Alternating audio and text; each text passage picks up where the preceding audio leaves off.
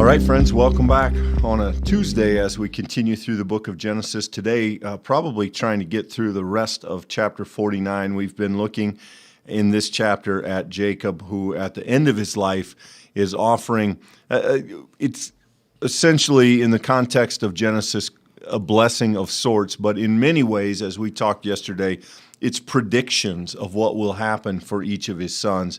And these are very much tied to what will become the tribal history and the national history of Israel. We went over a lot of that yesterday, more of the same today, and we'll go through there. So we picked this up in verse 19, right after we've had this kind of break. I wait for your salvation, O Lord. And then he returns to the list of his sons. Gad shall be raided by raiders, but he shall raid at their heels. Asher's food shall be rich, and he shall provide royal delicacies. Naphtali is a doe let loose that bears lovely fawns. And we can stop there for a moment. So 3 very quick mentions of 3 of the sons. Gad, known for kind of military success, as is Naphtali, a doe. A female deer doesn't sound like a very powerful image, but that is a celebration perhaps of quickness, of strength. Again, bears lovely fawns, produce. And then Asher, who settles, the tribe of Asher settles in a very rich part of the land, very fertile. The food shall be rich and provide royal delicacies. Asher, the tribe of Asher, ends up being very successful, farming a very profitable region of the kingdom of Israel. And so we have here sort of 3 just almost drive-by mentions, not enough to really dig into, but they do give us a sense of the positive in these 3 cases. And as Israelites' history will bear out, that's largely true of these 3 tribes. So I don't have much to add to that. Maybe just a little behind-the-scenes kind of thing that you might find interesting. I'm looking here specifically at verse 19. And if you wanted to get here yourself, any good Bible commentary, a Bible that has commentary in line, will get you here.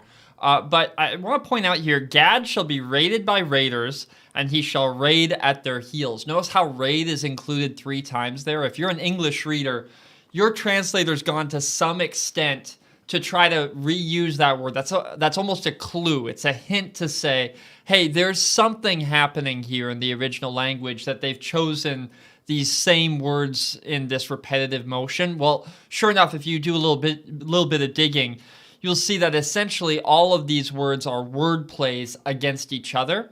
I had a professor, Clint, who spent much of his academic career studying Hebrew poetry. And there's actually quite a bit of scholarly debate about, what is Hebrew poetry, what defines it, what are the sort of things that can become determinative of whether it is poetry or not. That's a very kind of complicated conversation. But an example like this here in verse 19 shows us that this is more than just a descriptive sort of text. When you have the kind of wordplay of raid, raider, raided, and Gad has this lexical meaning that gives this sense of raid. All of this is intended to be also artistic, also poetic. I think, as those who are reading this text thousands of years later, may find that artistry a little less compelling, or since it's not in our own language, we certainly might find it not as obvious. But this kind of thing is embedded in the Old Testament. And so, yes, I literally just spent probably 3 minutes there on one sentence. But the point is, even in a section where, one sentence, very simple descriptions, sort of prophecy of what will be, there's also an opportunity for the biblical authors and those who have handed the text down to embed some real art and beauty and wordplay in it that if you're attentive to, you'll see. And that's a fun thing to get to see in the text.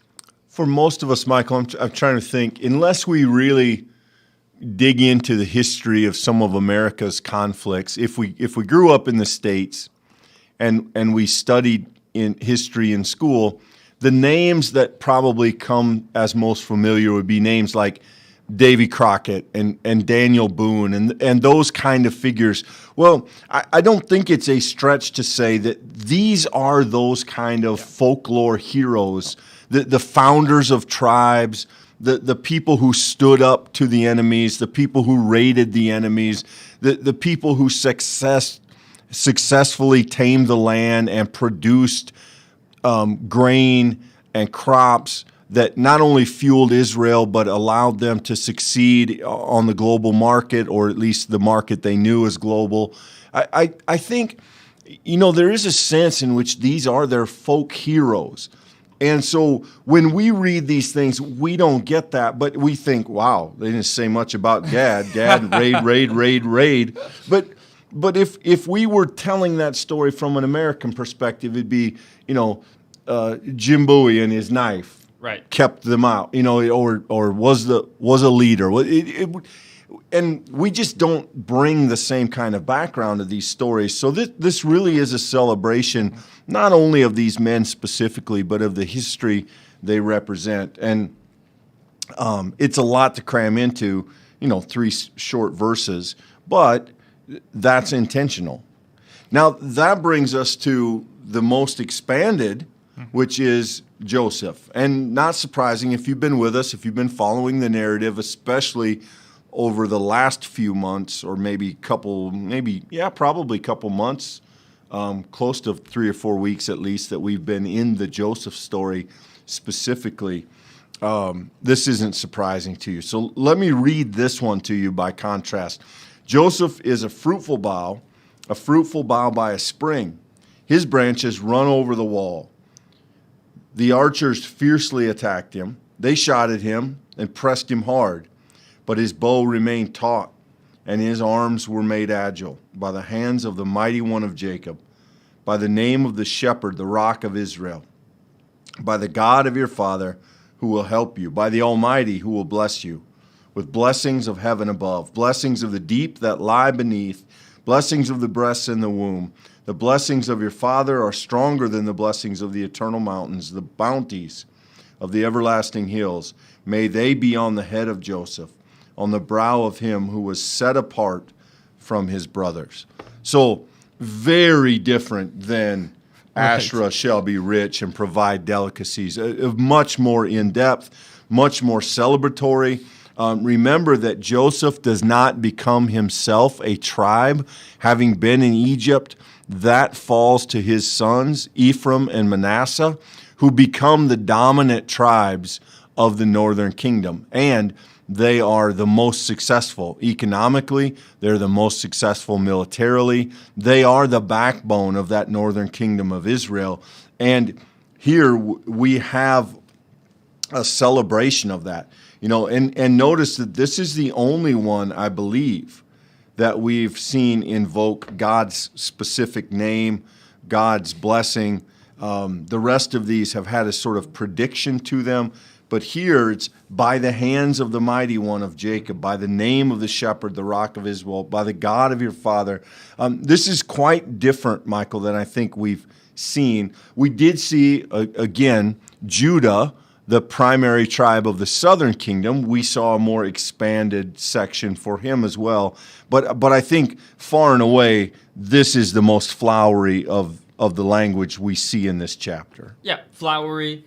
It is also far more poetic or descriptive, we have some beautiful metaphors in here. I continue to point out how interesting it is at this point in the text that we see so much emphasis given upon the ability to both attack and take land, the sort of strength narrative that we see in the blessings given to the sons. Now, to be clear, not every son, right? Because just yesterday we had the tribe that was that Asherah, who was going to be the slaves.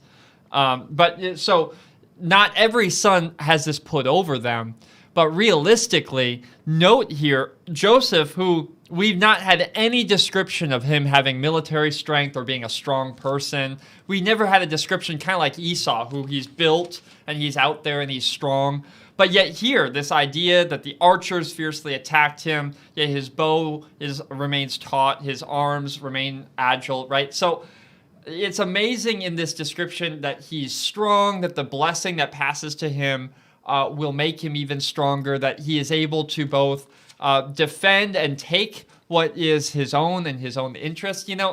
This is interesting, I think, because it does not necessarily reflect the tenor tone of Genesis that we saw as Joseph was described, but instead, in many ways, it communicates the hope of the people who will follow Joseph. Those who will look back and see that Joseph is one who is among those storied people, the pillars of the family. They're going to look to him at a time in which many of them do find themselves in captivity, in which they do find themselves subjugated under the powers of others. So Genesis is, once again, simultaneously telling us the Genesis story. This is the patriarchs. This is how the tribes came to be. But simultaneously, it's also in some ways communicating that to a time and for a people for whom this is going to have a special meaning. And so the favored one who is strong is not just describing who Joseph was, but who the people of Israel are going to rely upon themselves to be and God's promise to them, because they're going to need the very strength that Jacob is promising over Joseph in this text. And not to overemphasize this, but if you've been with us through the Joseph narratives, this is not new ground. Joseph is the favored one. It is Joseph who has preserved life in Israel, and it is now Joseph's sons who carry on the bulk of the strength and the kind of identity of the people of Israel, at least as the story will unfold from here. And so not real surprise. That leaves us one brother yet, Benjamin. So verse 27, we get that. Benjamin is a ravenous wolf, in the morning devouring the prey, and at evening dividing the spoil. The people of Benjamin are going to come to be known as fierce warriors. They have a role, particularly in the early history of Israel, of being the tribe that attacks, of standing against enemies, of being aggressive, of being successful militarily. And so that is foreshadowed here in this as well. Ravenous wolf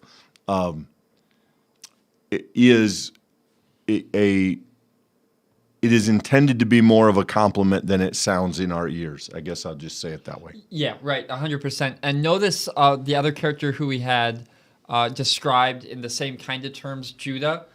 My commentary points out, notice that the outcome as it relates to Benjamin is far more succinct. The idea, he will conquer, he will take the spoil. So there's a sense in which there's even a little bit of sort of small emphasis upon Benjamin at the end of the text here. So though it's short, he is clearly mighty, and the idea that those who follow will be mighty as well. This is a thing that we might not catch, but it appears this is a very positive description here. And it's a hard connection to make. One could possibly do it through the Hebrew, but more likely you just have to know it through the story.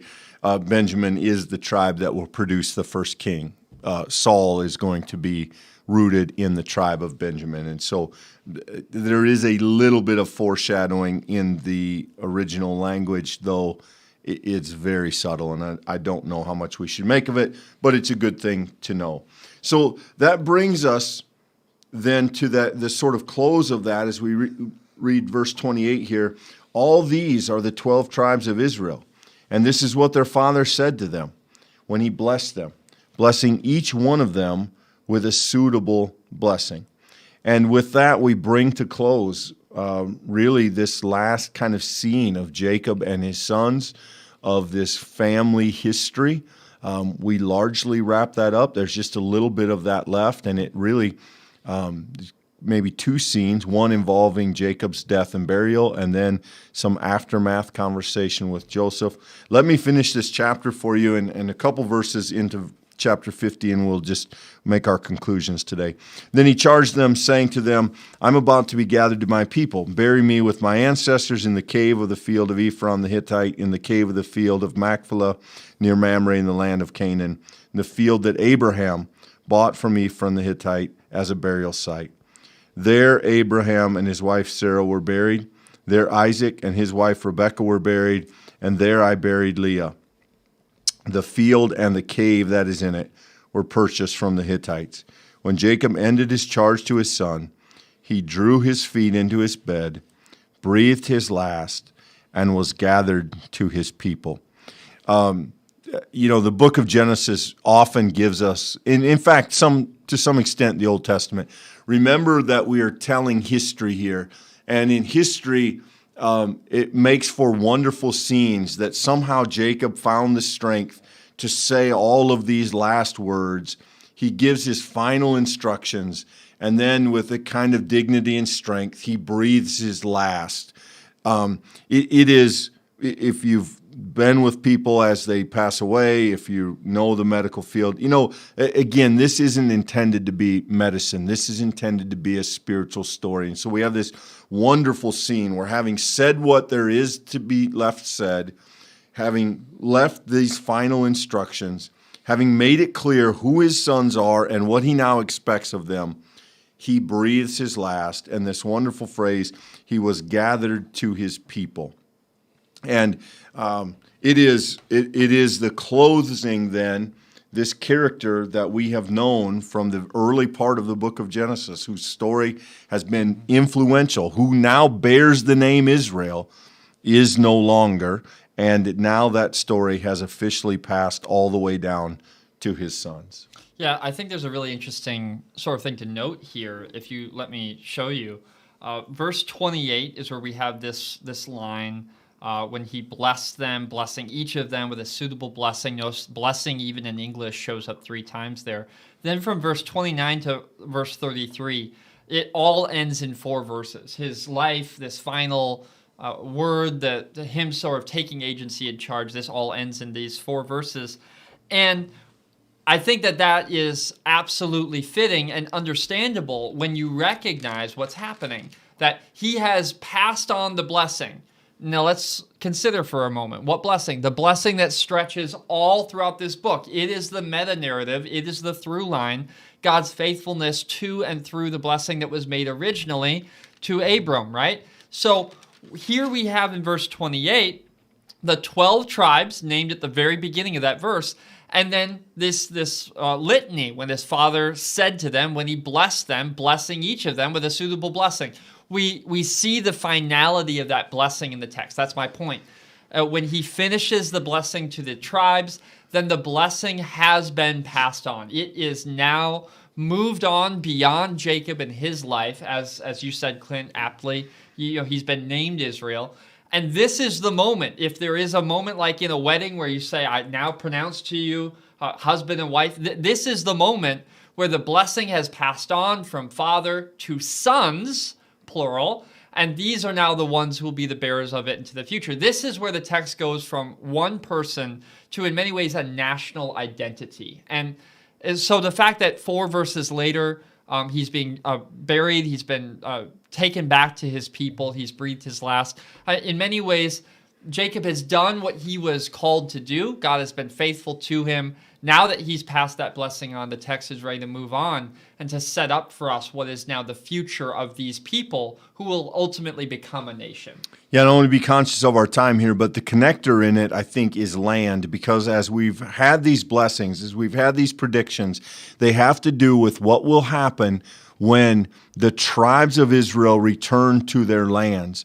These brothers, their names will live on, but they will not be in that. That will happen long after they're gone. And yet, Jacob charges them with a blessing that predicts what will happen in that land, and then charges them, do not bury me in Egypt. We've seen this before. I have a place. We have a sacred right to a property, to a land that is ours, and that's where I want to be with my ancestors, with my father and grandfather. That's the place of promise. That's the place of covenant. So we'll stop there today. We'll press on tomorrow. Hope you can be with us again. Thanks for your time today, and hope everybody's doing well.